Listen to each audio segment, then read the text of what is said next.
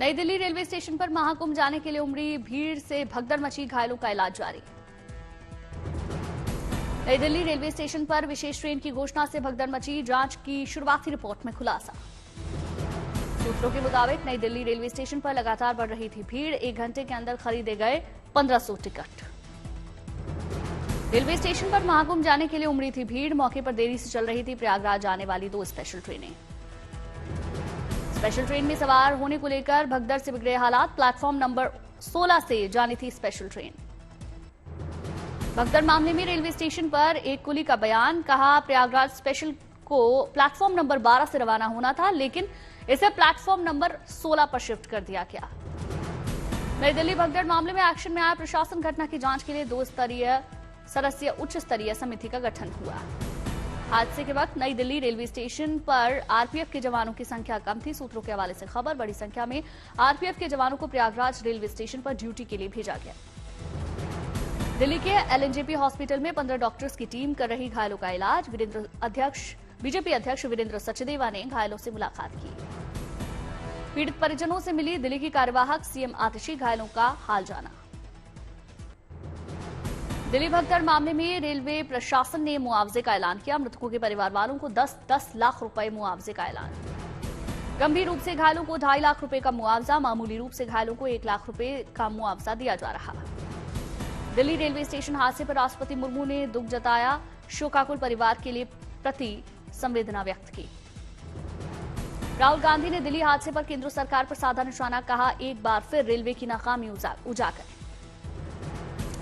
प्रियंका गांधी ने घटना पर दुख जताया, सोशल मीडिया प्लेटफॉर्म एक्स पर लिखा, ईश्वर दिवंगत आत्माओं को शांति प्रदान करे।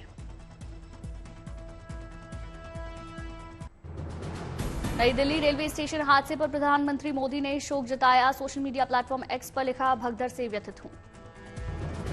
गृह मंत्री अमित शाह ने हादसे पर दुख जताया, रेल मंत्री अश्विनी वैष्णव ने शाह से मुलाकात की, भगदड़ के बारे में जानकारी दी। रेल मंत्री अश्विनी वैष्णव ने कहा, नई दिल्ली रेलवे स्टेशन पर स्थिति नियंत्रण में। यूपी के सीएम योगी ने हादसे पर दुख जताया, एक्स पोस्ट में लिखा, हादसे में हुई जनहानि अत्यंत दुखद और हृदय विदारक। दिल्ली के उपराज्यपाल वीके सक्सेना ने घटना पर व्यक्त किया शोक, एक्स पर लिखा, घटना दुर्भाग्यपूर्ण और दुखद। महाकुंभ में जबरदस्त भीड़, अब तक 51 करोड़ से ज्यादा श्रद्धालुओं ने संगम में स्नान किया। प्रयागराज पहुंचे सीएम योगी आदित्यनाथ, कुंभनगरी का हवाई सर्वे किया।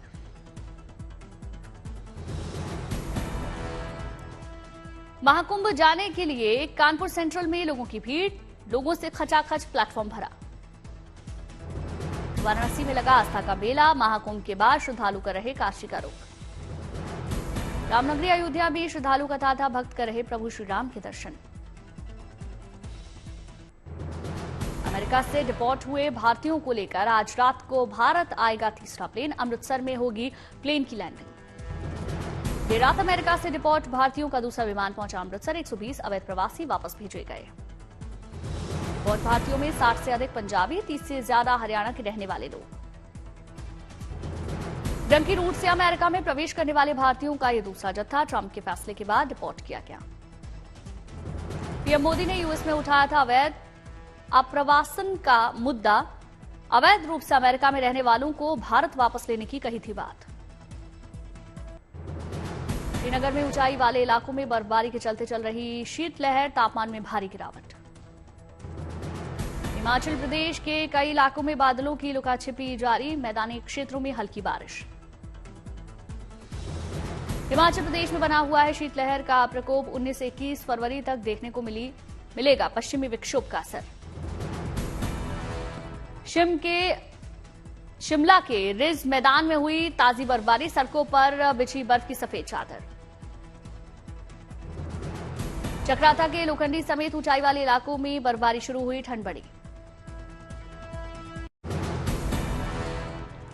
टिहरी जिले के भारत तिब्बत सीमा से सटे गांव गंगी में जबरदस्त बर्फबारी, तापमान में दर्ज की गई भारी गिरावट। बर्फबारी से बदला गंगी गांव का नजारा, चारों ओर प्रकृति ने किया श्वेत श्रृंगार। गुरेज में दिखा सेना के जवानों का जज्बा, भीषण बर्फबारी में पूरी तरह से मुस्तैद दिखे जवान।